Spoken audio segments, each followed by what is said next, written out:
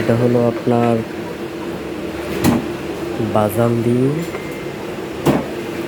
পুরাক ঢাকা।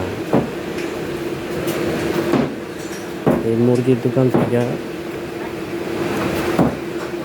যাবৎ 3 দিন আগে 1,20,000 টাকা ক্যাশ থেকে চুরি হয়েছে।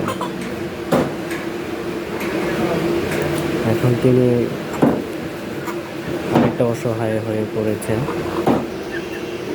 কার কাছে এই বিচার চাইবে, কীভাবে তার টাকা ফিরে পাবে সেটা হয়তো জানা নেই আমাদের।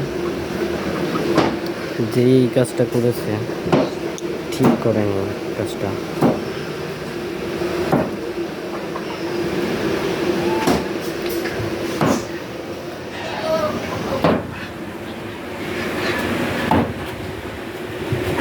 এখানে আরো অনেক মুরগি আছে নানান করে।